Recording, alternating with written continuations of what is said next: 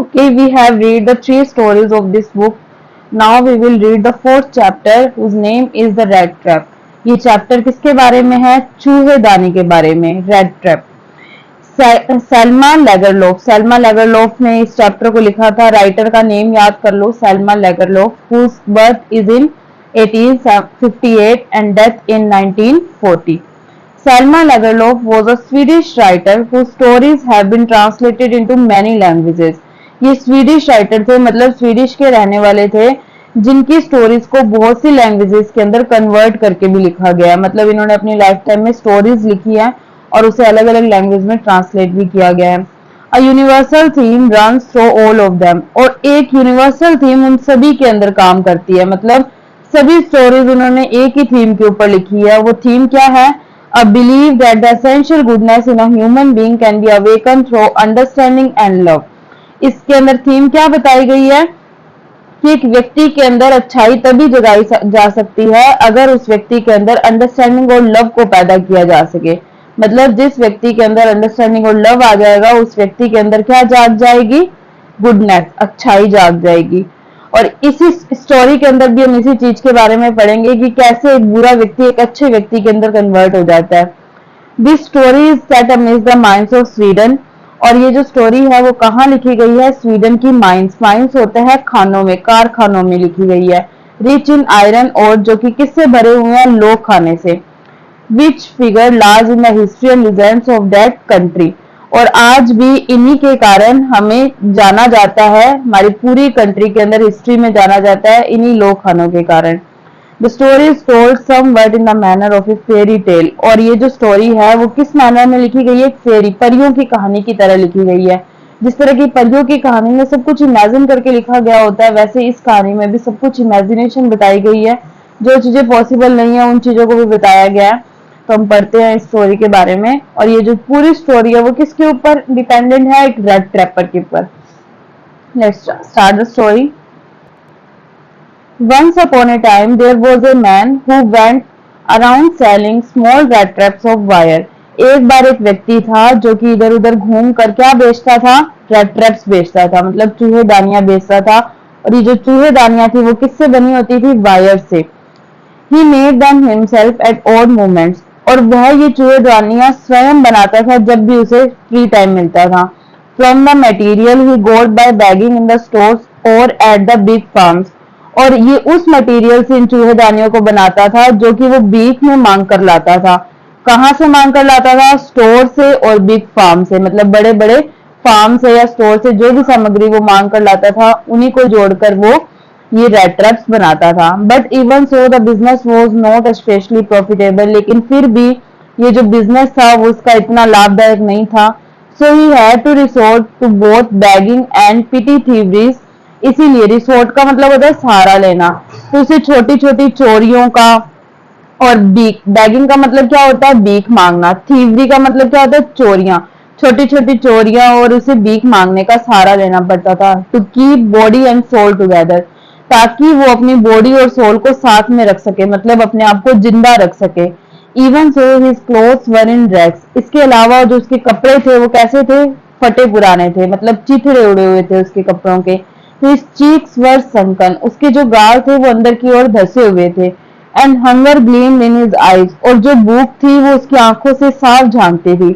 No one can imagine how sad and monotonous life can appear to such a vagabond, कोई भी व्यक्ति ये imagine नहीं कर सकता कि उस वैगाबॉन्ड, वैगाबॉन्ड का मतलब होता है घुमक्कड़, उस घुमक्कड़ की कितनी उबाऊ और दुखी जिंदगी होगी। मोनोटोनियस का मतलब क्या होता है?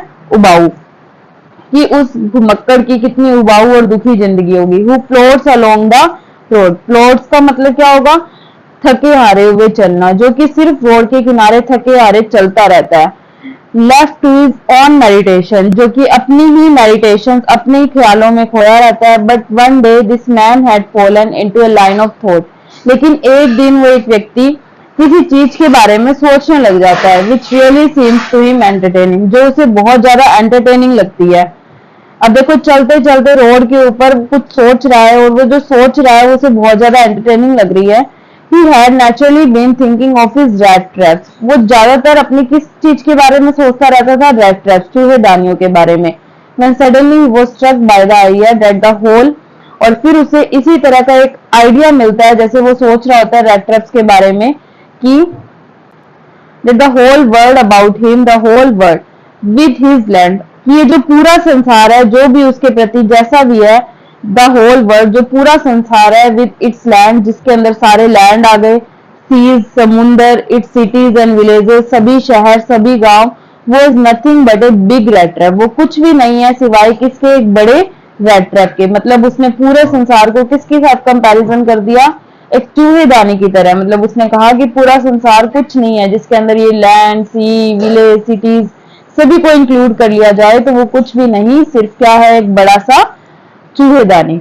It had never existed for any other purpose, और ये किसी और उद्देश्य के लिए एग्जिस्ट ही नहीं करता than to set the baits for people, वो सिर्फ दूसरों के लिए क्या सेट करता है, चारा। बेड्स का मतलब होता है जो कि अपने चूहेदानी के अंदर कुछ भी लगाते हैं, लाइक कोई मांस का पीस, कोई सुअर के मांस का पीस जो कि चूहों को उस चूहेदानी की तरफ अट्रैक्ट करता है, वो क्या होता है, चारा होता है उनका।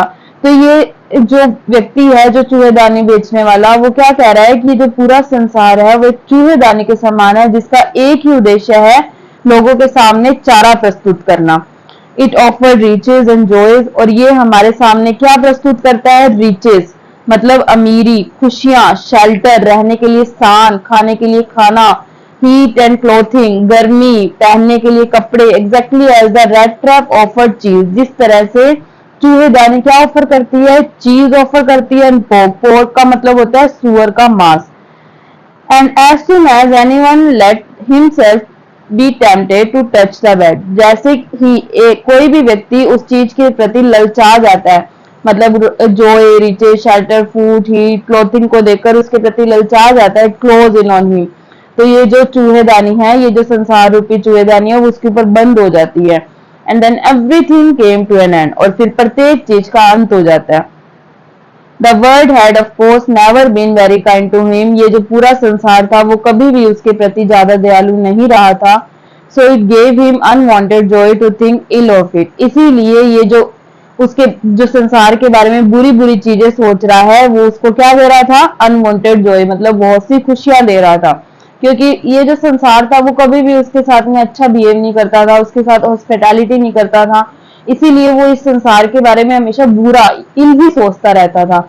और इसी कारण ये जब बुरा सोचता था उसके बारे में तो उसी से इसे खुशी मिल जाती थी। It became a cheerful pastime of his, और यही उसका सबसे ज्यादा खुशी देने वाले पल होते थे। ड्यूरिंग मैनी डेयरी प्लॉडिंग्स, और वो बहुत सी थकाऊ यात्राओं के दौरान, to think of people he knew who had let themselves to be caught in the dangerous snare, snare का मतलब क्या होता है, जाल। वो कहता है कि जब वो अपनी थकाऊ यात्राएं करता था तब वो सिर्फ उन लोगों के बारे में सोचता था जिन्होंने अपने आप को एक डेंजरस एक खतरे से भरे जाल के अंदर फंसा लिया था। End of others who were still circling around the bed, और उन लोगों के बारे में सोचता था जो अभी भी चारे के चारों तरफ घूम रहे थे, मतलब जो कभी भी किसी भी क्षण उस रेड ट्रैप के अंदर फंस सकते थे। One dark evening as he was trudging along the road, trudging का मतलब होता है गिरते पड़ते हुए थके हुए चलना। एक दिन की बात है, डार्क इवनिंग की, मतलब शाम हो गई थी जब वो थके हारे हुए गिरते पड़ते हुए सड़क के किनारे चल रहा था। He caught sight of a little grey cottage by the road side, तो उसकी नजर में आया एक छोटा सा मटमैला सा कॉटेज, झोपड़ी उसके नजर में आई जो कि रोड साइड पे बनी हुई थी, मतलब सड़क के किनारे ही बनी हुई थी। And he knocked on the door to ask shelter for the night, और उसने दरवाजा खटखटाया ताकि वो रात को रुकने के लिए जगह, शेल्टर का मतलब होता है कोई रहने का स्थान, ताकि वो रात रुकने का स्थान के बारे में पूछ सके। Nor was he refused and instead of the sour faces which ordinary met him, मतलब उसे मना नहीं किया गया। Instead of the sour faces का मतलब होता है बुरे से चेहरे, और ज्यादातर ऐसा किया जाता था जब भी वो कहीं रहने के लिए स्थान मांगता था तो हमेशा उसे टेढ़े मेढ़े से चेहरे का सामना करना पड़ता था। The owner who was an old man, क्योंकि जो झोपड़ी का मालिक था वो कौन था, एक बूढ़ा व्यक्ति था, विदाउट वाइफ और चाइल्ड, जिसकी ना तो वाइफ थी ना ही बच्चे थे। was happy to get someone to talk to in his loneliness, और वो भी खुश हो गया क्योंकि उसे भी बात करने के लिए कुछ कोई मिल गया अपनी इस लोनलीनेस को मिटाने के लिए। लोनलीनेस का मतलब होता है अकेलेपन को मिटाने के लिए। इमीडिएटली ही पुट द पोरिस, पोरिस का मतलब होता है दलिया, और वो इमीडिएटली जल्द से जल्द दलिया जो है वो फायर के ऊपर रख देता है, मतलब दलिया बनने के लिए पॉट में रख देता है। गेव हिम सपर, और उसे रात्रि का भोजन देता है। Then he carved off such a big slice from his तंबाकू रोल, और फिर कार्व्ड ऑफ का मतलब होता है काटना, और फिर वो अपने तंबाकू रोल में से एक बड़ी सी स्लाइस काटता है। That he was enough both for the strangers pipe and his own, और ये तंबाकू में से क्यों काटता है इसका हिस्सा, ताकि वो चिलम के अंदर डाल सके, और वो ऐसी चिलम जो कि स्ट्रेंजर की पाइप को भरने और स्ट्रेंजर की और उसकी खुद की पाइप को भरने के लिए वो तंबाकू क्या था, इनफ था, इतना बड़ा पीस वो काटता है। Finally he got out an old pack of cards, और फिर वो लेकर आता है कार्ड्स, कार्ड्स का मतलब होता है ताश के पत्तों का एक पैक लेकर आता है। And play mjolis with his guest until bed time, और रात्रि को सोने से पहले अपने गेस्ट के साथ में क्या खेलता है, मिजोलीज खेलता है। मतलब उसने इतनी हॉस्पिटैलिटी की, जैसे ही वो आया उसका इतने अच्छे से वेलकम किया, क्योंकि उसको भी अकेलेपन में अपने कोई मिल गया था बात करने के लिए। उसके लिए दलिया बनाया ताकि वो रात का खाना उसे ऑफर कर सके। उसके बाद में अपने तंबाकू के पीस में से एक बड़ा सा हिस्सा काटा और उसकी और स्वयं की चिलम के अंदर उसे भरा, और वो इतना बड़ा हिस्सा था कि इन दोनों की चिलम को अच्छे से भरा जा सकता था। उसके बाद में उसके लिए कार्ड्स लेकर आया, और फिर पूरा पूरा टाइम उसके साथ में मिजोलिस खेला जब तक कि सोने का टाइम नहीं हो गया। The old man was just as generous with his confidences as with his poison तंबाकू। जो बूढ़ा व्यक्ति था वो उसके लिए उतना ही दयालु था जिस तरह से, मतलब जितना दयालु उसने दलिया दलिया बनाने में और तंबाकू का पीस देने में दिखाई, उतना ही उसने अपने भेद बताने में, कॉन्फिडेंसेस का मतलब होता है गुप्त राज, उतनी दयालुता उसने अपने गुप्त राज बताने में की। The guest was inform at once that in his days of prosperity, कि जो गेस्ट था मतलब जो रेड ट्रैपर था उसको ये इन्फॉर्म किया गया कि कुछ उसकी समृद्धि के दिनों के अंदर his host had been a crofter at Ramsay Irons work, और वो Ramsay Irons work में क्रॉफ्टर का काम करता था। and had worked on the land, और वो जमीन पर भी काम करता था, मतलब किसानी का काम भी करता था। now that he was no longer able to do day labor, अब उसके अंदर इतनी क्षमता नहीं है कि वो दिन की मजदूरी को कर सके। It was his cow which supported him, अब उसकी जो गाय है वही उसे सपोर्ट करती है। Yes that Bausi was extraordinary, हाँ वो बौसी, बौसी यहाँ पर किसके लिए यूज किया गया, गाय के लिए, कि वो जो तगड़ी गाय है वही वो बहुत ज्यादा क्या है, एक्स्ट्राऑर्डिनरी है, अद्भुत है।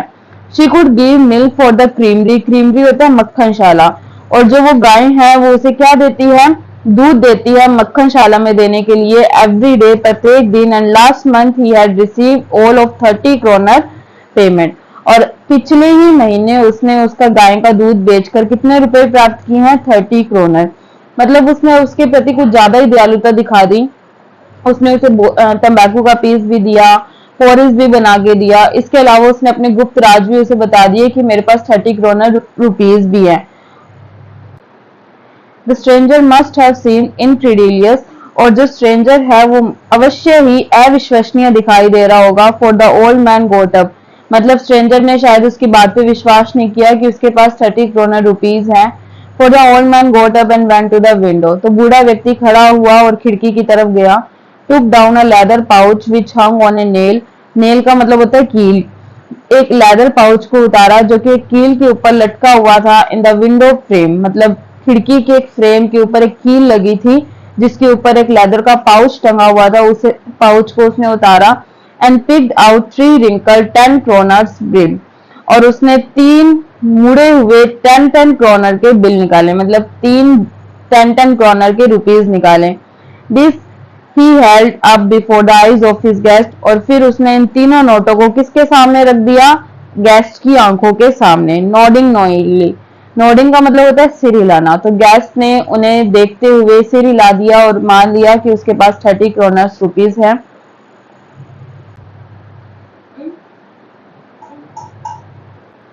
Then stuff them back into the pouch, और फिर से उसने इन पैसों को पाउच में ठूंस दिया। The next day both man got up in good season, और अगले दिन दोनों व्यक्ति एक अच्छे समय में खड़े हो गए। The crofter was in hurry to milk his cow. जो किसान था वो अपने गाय का दूध निकालने के लिए जल्दी में था। And the other man probably thought he should not stay in bed when the head of the house had gotten up। तो दूसरे व्यक्ति ने ये सोचा कि जब घर का मालिक खड़ा हो गया है तो उसे भी बेड पर नहीं सोए रहना चाहिए। They left the cottage at the same time। और उन्होंने झोपड़ी को सेम टाइम पर छोड़ दिया। The crofter locked the door। जो किसान था उसने डोर को लॉक किया। And put the keys in his pocket। और चाबी को अपनी पॉकेट में डाल लिया। The man with the rat trap said goodbye। जिस व्यक्ति के हाथ में क्या थी, रेड ट्रैप थी, उसने उसे गुड बाय बोला और थैंक यू बोला। And thereupon each went his own way. और फिर प्रत्येक व्यक्ति अपने अपने रास्ते पर चले गए। But half an hour later the rat trap peddler stood again before the door. लेकिन आधे घंटे बाद जो रेड ट्रैप पैडलर था फिर से दरवाजे पर आ खड़ा हुआ। He did not try to get in। अब उसने अंदर जाने की कोशिश नहीं की। However, he only went to the window। इसके अलावा सिर्फ वो एक विंडो की तरफ गया, मतलब खिड़की की तरफ गया। खिड़की की तरफ क्या था, जो पाउच था वो खिड़की की फ्रेम पर ही लटका हुआ था। And smashed A pan. और उसने खिड़की का जो शीशा था वो तोड़ दिया। Stuck in his hand. और अपने हाथ को उसके अंदर डाला। And got hold of the pouch with 30 kronor. और उसने उस पाउच को पकड़ लिया जिसके अंदर क्या थे, 30 kronor. He took the money and thrust it into his own pocket. उसने उस पैसों को लिया और अपनी जेब में उन पैसों को ठूस लिया। Then he hung the leather pouch very carefully back in its place went away went away. और फिर से उसने उस लेदर पाउच को वहीं टांग दिया जहां वो टंगा हुआ था carefully.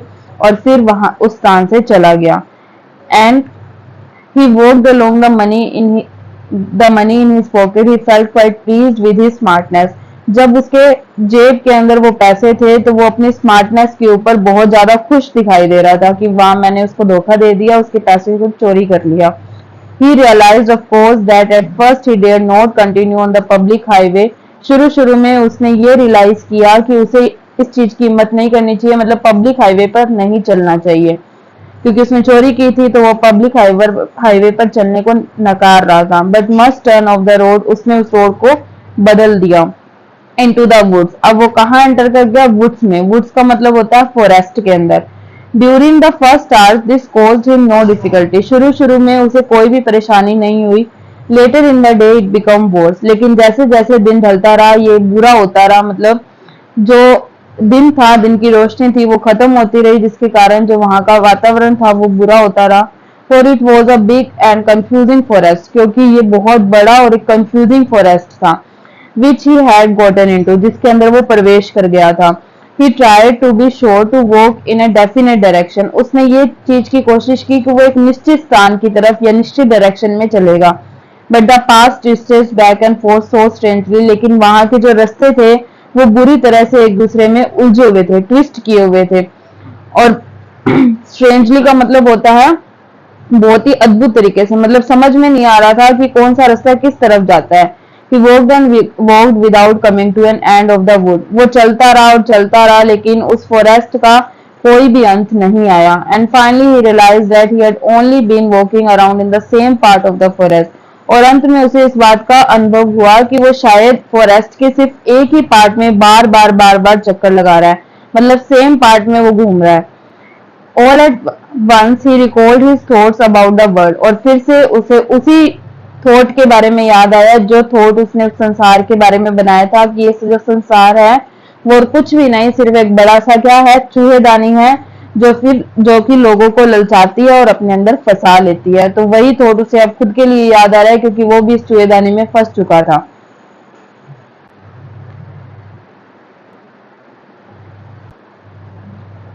Now his own turn had come। अब उसकी खुद की बारी आ चुकी थी। He had let himself be fooled by a bait। और उसने अपने आप को बेवकूफ बना लिया था। किससे, बेट से, मतलब चारे से। मतलब चारे के द्वारा, चारा क्या काम कर रहा था यहाँ पे, चारा कौन था, 30 क्रोनर के रुपीज। तो वो कहता है कि वो जो 30 क्रोनर थे वो उसके लिए किसका काम करे, चारे का। और इसी कारण वो उस रेड ट्रैप में फंस गया, एडविन कोर्ट, और यहाँ पर फंस गया। The whole forest with its trunks and branches. और ये जो पूरा फॉरेस्ट है वो आज अपनी ट्रंक से और ब्रांचेस, शाखाओं से, थिकेट्स एंड फॉलन लॉग्स, और अपनी थिकेट्स और फॉलन लॉग्स मतलब लट्ठों से उसके चारों तरफ बंद हो गया है। Close in upon him like a impenetrable prison, एक ऐसे प्रिजन के अंदर, एक ऐसे जेल में वो फंस गया है जिसका कोई भी बाहर जाने का रास्ता नहीं है। From which he could never escape, जिससे वो भागकर कभी भी बाहर नहीं जा सकता। मतलब आज ये जो पूरा फॉरेस्ट है वो अपनी ब्रांचेस, ट्रंक्स के सहारे इसके ऊपर बंद हो गया है। ट्रंक्स होते हैं पेड़ों के तने, थिकेट्स होते हैं पेड़ों के झुरमुट, वो सब चीजें आज उसके ऊपर बंद हो चुकी है और शायद वो इस फॉरेस्ट से बाहर कभी भी नहीं जा पाएगा।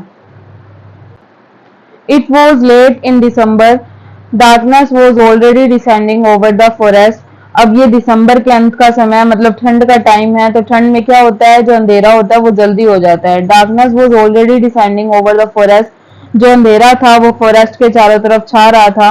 This increased the danger. जैसे जैसे अंधेरा हो रहा था तो ये खतरा भी बढ़ा रहा था। And increased also his gloom and despair. और उसकी निराशा को भी बढ़ा रहा था।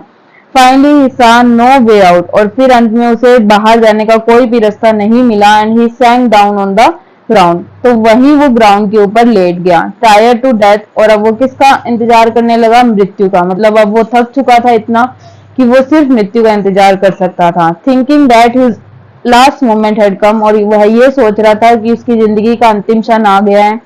But just as he laid his head on the ground. लेकिन जैसे ही उसने अपना सिर ग्राउंड पर रखा, he heard a sound, a hard regular thumping. उसने किसकी आवाज सुनी, थम्पिंग। थम्पिंग का मतलब क्या होता है, ठोकने की आवाज। लगातार ठोकने की आवाज उसके कानों में पड़ी। There was no doubt as to what that was. अब इसका कोई भी डाउट नहीं था कि ये आवाज किस चीज की थी। He raised himself. उसने अपने आप को खड़ा किया। Those are the hammer strokes from an iron mill. और ये आवाज किसकी थी, हैमर स्ट्रोक की। मतलब हथौड़े को मारने की आवाज थी, जो कि कहां से आ रही थी, एक लोहे की मील से। He thought that there must be people nearby. उसने सोचा कि उसके आसपास निश्चित रूप से कुछ लोग हैं। He summoned all his strength. उसने अपनी सारी शक्ति को जुटाया। Got up and खड़ा हो गया and staggered in the direction of the sound. Staggered का मतलब होता है लड़खड़ाते हुए चलना। और जहां से वो आवाज आ रही थी उस साउंड की तरफ, उस डायरेक्शन की तरफ वो लड़खड़ाते हुए चल पड़ा। The Ramso Iron Works, which are now closed down. जो रामसो आयरन वर्क था वो अब शायद बंद हो चुका था। Were not so long ago. लेकिन ये बहुत पुरानी बात नहीं है। A large plant, कि वो एक बहुत बड़ा प्लांट हुआ करता था। With smelter, जहां पर स्मेल्टर का मतलब क्या होता है, जहां लोहे को पिघलाया जाता था। रोलिंग मिल, और जहां पर मिल के अंदर लोहे के रोल बनाए जाते थे, उसे घुमाया जाता था। फोर्ज, जहां भट्टी हुआ करती थी। In the summer time long lines of heavily loaded barges.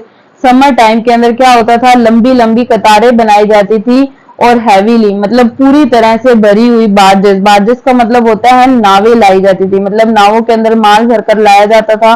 स्काउ slide down the canal, और ये जो नाव थी वो कहां से स्लाइड करते हुए, नहर की तरफ से स्लाइड करते हुए लाई जाती थी। Which led to a large inland lake, जो कि कहां ले जाई जाती थी, मतलब नहर से होते हुए झील की तरफ इन्हें ले जाया जाता था। And in the winter time the roads of the mill were black from all the coal, और जो सर्दियों का टाइम होता था उसमें जो सड़कें होती थी वो काली हो जाती थी। किसके कारण, वहां के कोयले के कारण। Which shifted down from the big charcoal crates, जो कि बड़े बड़े चारकोल मतलब कोयले के क्रेट से शिफ्ट करके उन रोड के ऊपर गिरा दिया जाता था, मतलब जिसके कारण सारी रोड भी क्या हो जाती थी, ब्लैक हो जाती थी। During one of the long dark evening just before Christmas, एक लंबी लॉन्ग इवनिंग थी क्रिसमस से पूर्व। The master Smith and his helper sat in the dark forge near the furnace waiting for the big pig iron. और जो master Smith थे और जो उसका हेल्पर था वो एक डार्क फोर्ज के सामने बैठे थे। Set in the dark forge near the furnace, भट्टी के सामने। Waiting for the pig iron, pig iron का मतलब होता है कच्चे लोहे का इंतजार कर रहे थे। Which had been put in the fire, जिसे फायर के अंदर डाला जाना था। To be ready to put on the anvil. Every now and then one of them got up to start the blowing mass with a long iron bar, और उनमें से प्रत्येक एक बार खड़ा होता और इस ब्लोइंग मास का मतलब होता है चमकते लोहे को एक बड़ी सी आयरन बार के सहारे उसे हिलाकर आता था। Returning in a few movement, जो कि कुछ ही क्षण में वापस आ जाता। ड्रिपिंग विद पर्सपिरेशन, पर्सिपिरेशन का मतलब होता है पसीना, और वो जब आता था वापस तो उसके ऊपर से पसीना टपक रहा होता था। दो एज वॉज द कस्टम, जिस तरह से ये कस्टम था, ही वोर नथिंग, कि वो कुछ भी नहीं पहनते थे, but a long shirt and a pair of wooden shoes, किसके अलावा कुछ नहीं पहनते थे, वो एक लंबी सी शर्ट पहनते थे और एक वुडन शूज, मतलब कि वुड के शूज पहनते थे, इसके अलावा उनकी बॉडी पे कुछ भी नहीं होता था। All the time there were many sounds to be heard in the forge, और ऑल द टाइम मतलब प्रत्येक क्षण वहां पर अलग अलग तरह की साउंड सुनने को मिलती थी उस फोर्स में, उस भट्टी में। द बिग बेलोज ग्रोन, मतलब बड़ी बड़ी जो फूकियां होती थी वो वहां पर ग्रोन, ग्रोन का मतलब होता है गुर्राती थी। And the burning coal cracked, और जो जलते हुए कोयले थे वो क्रैक खड़खड़ाते थे। The fire boy swallowed charcoal into the maw of the furnace, और जो फायर बॉय होता था मतलब जो कि आग का काम करता था, वो चारकोल को, कोयले को कहाँ डालता था, फर्नेस के, भट्टी के मुंह के अंदर। swallowed का मतलब होता है झोंकना, वो भट्टी के मुंह में कोयले को झोंकता था। With a great deal of clatter, एक बड़ी सी खड़खड़ाहट के साथ, मतलब शोर के साथ में वो भट्टी के मुंह के अंदर कोयले को झोंकता था।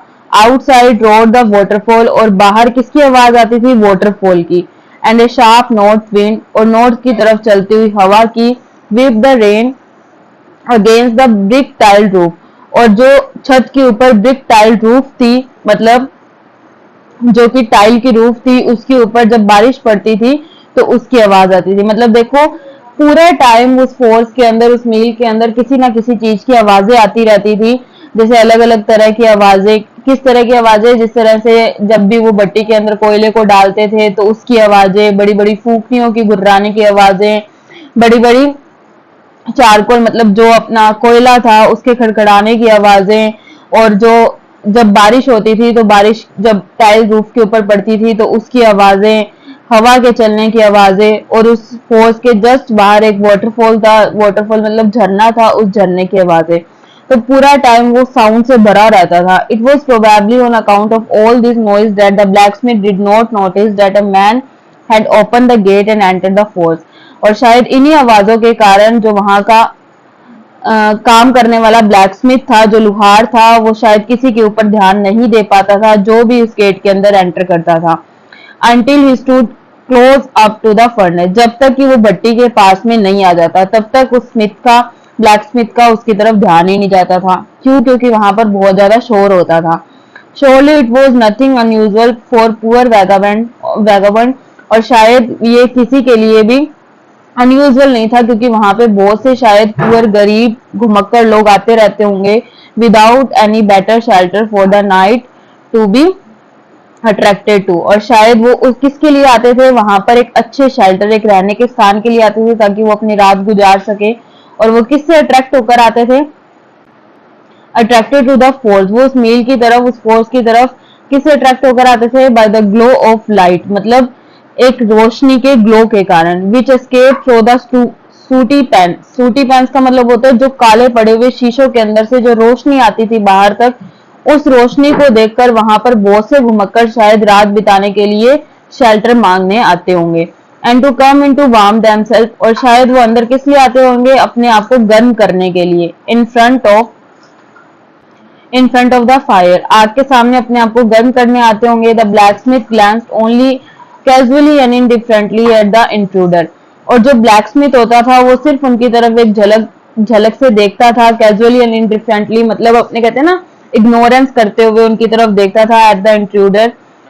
He looked the way people of his type usually did, with a long beard, dirty ragged, and with a bunch of red straps dangling on his chest. और शायद उसने इस तरह के लोगों को देखा होगा यूजुअली, जो कि वहां आते थे रहने के लिए, एक लंबी सी दाढ़ी लिए हुए, गंदे से कपड़े पहने हुए, चिथड़े हुए कपड़े पहने हुए, with a bunch of red straps, जिसके ऊपर लटक रही है रेड ट्रैप्स की एक माला, ड्रैगलिंग ऑन हिज चेस्ट, मतलब जिसकी चेस्ट के ऊपर रेड ट्रैप मतलब चूहेदानियों की एक माला या बंच को टांग दिया गया हो। इस तरह से लोग, इस तरह के लोगों से शायद वो ब्लैक स्मिथ मिलता रहता होगा।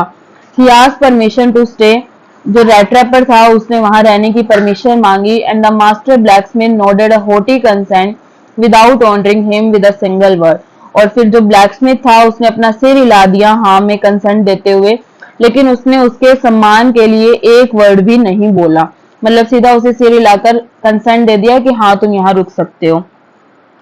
The tramp did not say anything, और उस ट्रैम्प यहाँ पर किसके लिए यूज हुआ है? रेड ट्रैपर के लिए, कि उस ट्रैम्प ने कुछ भी नहीं कहा। इधर he had not come here to talk but only to warm himself and sleep, क्योंकि वो यहाँ पर किसी से भी बातचीत करने नहीं आया था, वो सिर्फ अपने आप को वार्म करने और यहाँ पर सोने आया था।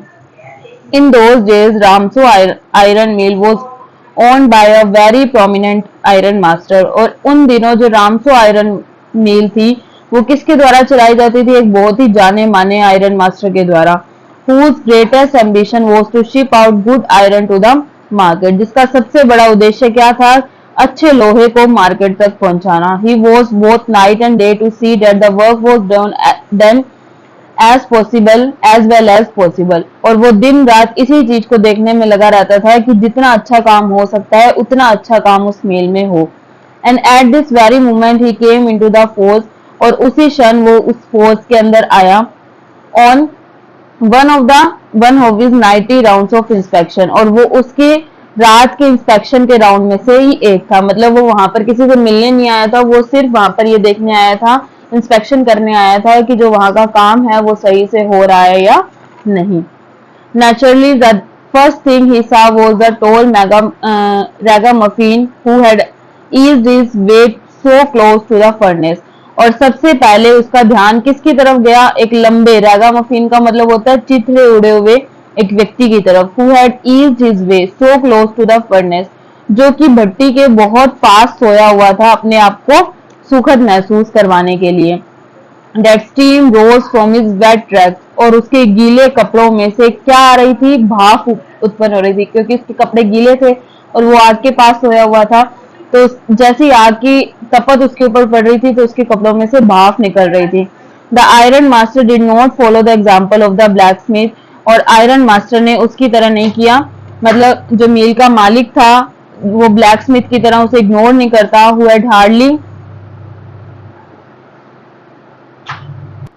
who had hardly dying to look at the stranger, जिसने बहुत मुश्किल से उस स्ट्रेंजर की तरफ देखा था। he walked close up to him, अब जो आयरन मास्टर था वो किसकी तरफ गया? उस ट्रैम्प की तरफ, उस रेड ट्रैपर की तरफ गया, उसके पास गया। looked him over very carefully, और उसको ध्यानपूर्वक देखा। then tore off his slouch hat to get a better view of his face, और उसने नीचे झुकी हुई अपनी टोपी को, अपनी हैट को हटाया ताकि वो उसके फेस की तरफ ढंग से अच्छे बेटर व्यू में देख सके। But of course it is you Nils Olof, he said, how do you look. अब वो क्या कहता है कि नील सेलोफ, क्या ये तुम हो? तुम कैसे दिखाई दे रहे हो? The man with the red traps had never before seen the iron master at Ramsjo, और जो व्यक्ति रेड ट्रैपर्स के साथ था, मतलब जो चूहेदानियों के साथ व्यक्ति था, उसने उस आयरन मास्टर को पहले कभी भी नहीं देखा था। And did not even know what his name was, और वो उसका नाम भी नहीं जानता था कि उसका नाम क्या है। But it occur to him that if the fine gentleman thought he was an old acquaintance, और वो इस बात के ऊपर निश्चित हो गया कि शायद ये बढ़िया जेंटलमैन अपने आप को मेरा जान पहचान का कोई मान रहा है। He might perhaps throw him a couple of kronor, और शायद वो इसके कारण उसे थोड़े बहुत पैसे दे दे। Therefore he did not want to undeceive him all at once, इसीलिए उसने मतलब जो उसका संदेह था उसे दूर करने की कोशिश नहीं की। मतलब जो यहाँ पे आयरन मास्टर था, मतलब इस मील का जो मालिक था, उसने इसको रेड ट्रैप को अपना पुराना दोस्त समझ लिया, जिसका नाम क्या था? नील सेलोफ। तो इसने फिर से लालच में आकर क्या किया? उसे बताया नहीं कि मैं तुझे नहीं जानता, ना तो वो उसका नाम जानता था ना वो कुछ और, क्योंकि उसने इससे पहले कभी देखा ही नहीं था। उसने ये सोचा कि अगर ये मेरे को अपना जान पहचान का कोई व्यक्ति मान रहा है तो ये थोड़े बहुत मुझे पैसे दे देगा और मेरा बढ़िया काम चल जाएगा, तो थोड़ा बहुत धोखा देने में कोई बुराई नहीं है। Yes God knows things have gone downhill with me, तो यहाँ पर जो रेड ट्रैपर है वो क्या बोलता है कि हाँ भगवान ही जानते हैं मेरे साथ चीजें कितनी बुरी हो चुकी है। ही सैड, वो बोलता है, you should not have resign from the regiment, तो आयरन मास्टर क्या बोलता है कि तुम्हें रेजिमेंट से रिजाइन नहीं करना चाहिए था। मतलब ये दोनों पहले आर्मी के अंदर काम करते थे और वो उसे अपना आर्मी पार्टनर मान रहा था, मतलब अपना एक कलीग मान रहा था, और वो कहता है कि तुम्हें रेजिमेंट से रिजाइन नहीं करना चाहिए था, तो इतना बुरा तुम्हारे साथ ना होता। Sad the iron master, that was a mistake, If only I had still been in the service at the time, it never would have happened. वो कहता है कि यही तुम्हारी सबसे बड़ी गलती थी, अगर उस टाइम मैं सर्विस में होता तो शायद ऐसा कभी भी घटित नहीं होता। Well now of course you will come home with me.